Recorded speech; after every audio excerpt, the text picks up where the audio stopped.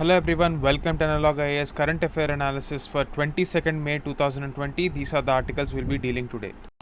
The first article for the day is taken from the Live Mint and it is titled "The Coming Apart of WTO Spells an Opportunity for Indian Trade." So in the middle of this world crisis that we are seeing in the form of COVID-19, for the very first time in the history of the World Trade Organization, the Director General of the World Trade Organization has decided to step down, quoting his personal reasons. So what exactly is this World Trade Organization? It is the only global international organization that deals with the rules of the trade between different countries. So what are the goals of World Trade Organization? Basically, it wants to lower trade barriers through negotiation and operates under the principle of non-discrimination. So there are certain ways that World Trade Organization deals with. One is by talking, that is negotiating rules between the countries and thereby playing the role of this negotiator. And it can also stimulate economic growth, employment, ease of doing business, and everything that is related to good governance in the domain of trade.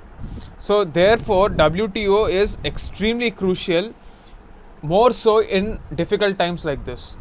But the resignation of the Director General says that the retreat of multilateralism, that is the withdrawal of all the countries from a multilateral framework of world, is a cause of concern.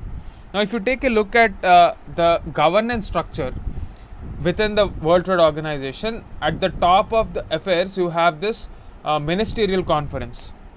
This ministerial conference is like the trade body that meets every 2 years, where the heads of the state or the representatives of the nations come together and take decisions on multilateral trade agreements.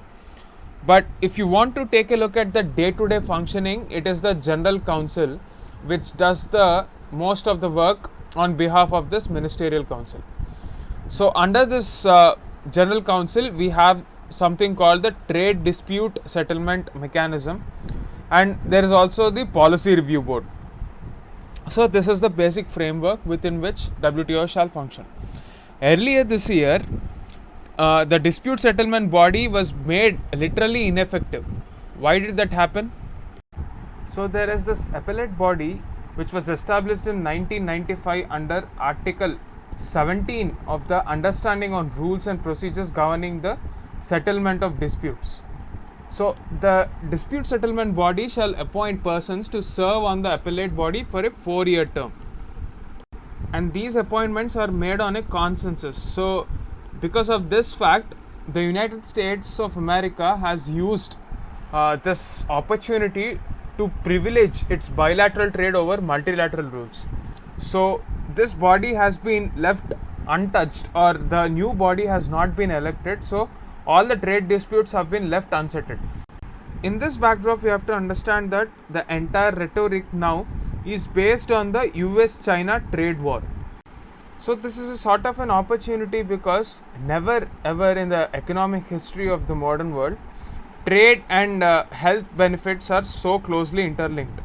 If you take a look at the present health crisis, we can say that public health products like PPE kits, testing kits are very central. And if the world wants to fight this COVID-19 crisis, unless and until there is a formidable democratic institution which tries to address the needs of every country, we should not see a scenario where one country is making profit out of another country's misery, because this is a contagion. If a contagion spreads to a new country again in the fresh wave of infections, as seen in the case of China, there is no end to this problem. So it is in this scenario we have to understand that a democratic rules-based world order is a requirement for the world right now, and India can play a significant role in this aspect. At the same time, if the companies are willing to leave China and expand their global value chains, India should offer itself as a viable destination for attracting these investments. The government did well to initiate reforms with respect to MSME sector, where a majority of our manufacturing happens, and this sector is responsible for supplying parts and ancillaries to various large manufacturers across the world. So in order to better integrate India into the global value chains, we have to use this opportunity. So the article writer believes that the step taken by the government to work on the supply side reforms is a good step. That is the gist of this article. The second article for the day is taken from the Indian Express and it is titled Take the Worker on Board. This is regarding the labor reforms. So the article writer believes that instead of going with the business as usual approach of shareholder capitalism, we have to go with something called the stakeholder capitalism. So what is this idea of stakeholder capitalism? The World Economic Forum in its Davos summit has recently called for an idea where every participant in the economic activity is treated as a stakeholder and his concerns should also be factored into when taking a decision. So in the larger context of this idea, I'm trying to apply that concept in the Indian context where governments like that of Uttar Pradesh, Rajasthan, Madhya Pradesh, they have been trying to ease labor reforms or ease the compliance norms required for setting up industries in the name of ease of doing business. But the trade-off is, it is criticized that these labor reforms proposed by the states are very harsh and they are akin to bonded labor. So the author raises one very important question. Who will benefit if employers are given more freedom to hire and fire? So the author says that the problem is not in the laws, but it is the mindset of the policy makers. So in 2013, the Planning Commission, the writer is a ex-Planning Commission member, so he shares his experience while working with the Planning Commission.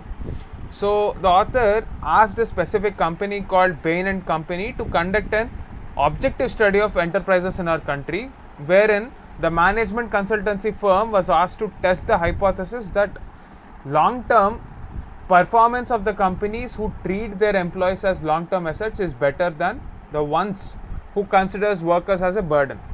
So this particular thought is in tune with what the World Economic Forum advocates to the capitalist world today. That is, to take labor as a long-term asset rather than a short-term liability. So the logic behind this is very simple. If the organizations consider the employees as a part of their organization, they have a sense of belonging and they would more than willingly work harder to ensure that their companies grow, and in turn that will ensure their growth as well. So there is a sense of belonging to the company in the idea of stakeholder capitalism, as opposed to the narrow interpretation of shareholder capitalism, where an employee is just treated as a human resource rather than a human being.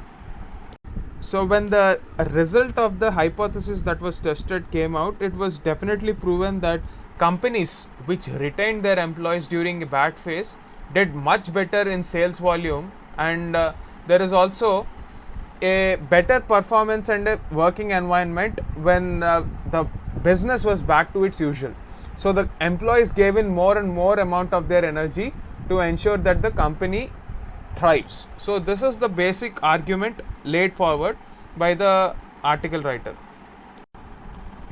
So it is still up to the management of a company to ensure that they retain their employees, but it depends from one company to another. Having said that, it is the responsibility of the state to ensure that they lead with an example. So whenever you're talking about a framework or an ecosystem wherein the employee feels just like a human resource rather than a human being, he would obviously be not motivated to work beyond a particular limit. And on the top of that, if he feels that he is being exploited because he is being overworked and he is extending his working hours well beyond human possible limits, he would feel exploited, and therefore there will be a sense of alienation in the long term, which will be ineffective for the growth of India and India's economic growth, GDP, etc., and all the economic parameters will take a hit eventually.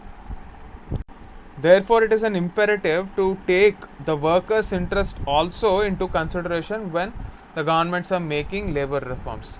So if you want to make labor reforms easy, ensure that the companies do not exploit our markets.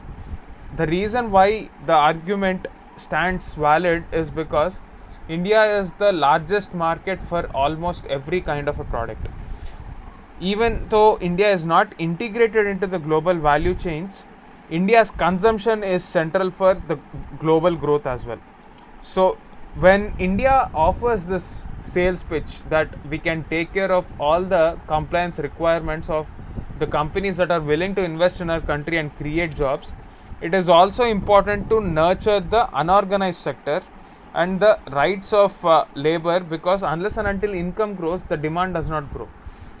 So there is a necessary precaution that needs to be taken to ensure that the labor shall also have minimum wages that are in tune with the aspirations of this working class.